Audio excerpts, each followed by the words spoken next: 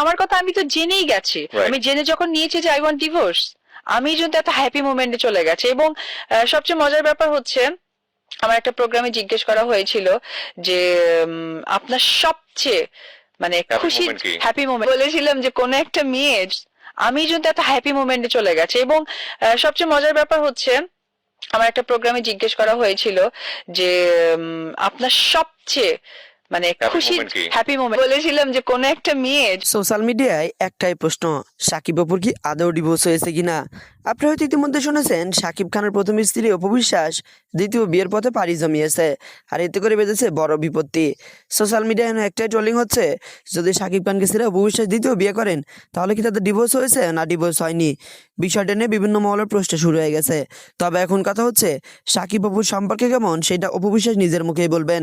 তার মুখ থেকে আমরা আজকে শোনার চেষ্টা করব সাকিব অপুর সম্পর্কে আসলে কিরকম রয়েছে, ডিভোর্স হয়েছে কিনা, বা পরবর্তীতে তারা সংসার বাঁধার চিন্তা ভাবনা করেন কিনা।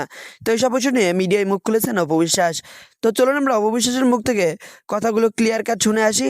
শোনার পরে অবশ্যই আপনি আপনার গুরুত্বপূর্ণ মন্তব্য ভিডিওর কমেন্ট সেকশনে জানাতে ভুলবেন না। তো চলুন আমরা অপুর মুখ থেকে সেই কথোপকথনগুলো একটু ক্লিয়ারলি শুনে আসি। কাছে হ্যাপি লেগেছে, বাট রিয়েলি আজকে আমি একটা প্রোগ্রাম হলে তার প্রতি আমার কোনো রাগ নাই, বরঞ্চ তাকে আমি সেলিউট দিই যে বাচ্চালা মানুষকেও পছন্দ করে ফেলছে। তো ওই জায়গা থেকে আমার টেনশন ছিল ভাইয়া যে আমি আমার ছেলেটাকে সবার মধ্যে নিয়ে আসি, অ্যাটলিস্ট বাচ্চাটা কোনো পেশেন্টটা টাচ দিলে তো আমাকে ব্লক করে রেখে দিত, ওইটা আমি বোকামি করবো নাকি। আমি বলেছি এটা বলা উচিত, সে বলছে ওকে পরে, এটা বলা উচিত ওকে পরে। তো বলছে কত পরে, আমি তো 2 মাসের বাচ্চাকে নিয়ে আসছি, আজকে 4 মাস হতে চললো, তো আমি কত পরে, পরেটা আমি তো জানতে পারছি না। আমি আচ্ছা ঠিক আছে দেখা যাবে, কে পরে দেয় আর কে আগে দেয় ওটা আমি দেখবো। এটা সামটাইম আমিই বলেছিলাম, হয়তো বা ভুল বলেছিলাম এবং রেগে বলেছিলাম। বাট আজকের ডেটে আমি যেটা বলি যে যেটা হয়েছে হবার ছিল হয়েছে, আর একজন নায়ক বা একজন নায়িকা তাদের মধ্যে একটা ভালো সম্পর্ক হতেই পারে, এটাতে আমার কোনো না। আজকে যদি পজিটিভলি সে আমার ছেলেকে বের করতো, টিভি কেন চ্যানেল কেন, আমি কারোর কাছেই যেতাম না। আমার মেইন লক্ষ্যই ছিল যে একটি মানুষ ডক্টরের কাছে যাচ্ছে তার বোনের বাচ্চা বলে, আমি একজন মা, আমার বাচ্চাকে আমি যখন এই টিভিতে গেছি তার 2 দিন আগের ঘটনা আমি আপনাকে বলি। তার 2 দিন আগে তাকে ভ্যাকসিন দেওয়া হয়েছে, ভ্যাকসিনের সাথে সাথে একটি বাচ্চা কি চিৎকার দিয়ে কান্না করে, এটা যাদের বাচ্চা আছে তারা বুঝতে পারছে। তো ওই সময় খুবই দরকার একটা মার ফিডিং, আদারওয়াইজ বাচ্চা মানে ও কাঁদতে কাঁদতে মনে হচ্ছে পুরো নীল হয়ে গেছে, ফর্সা বাচ্চা।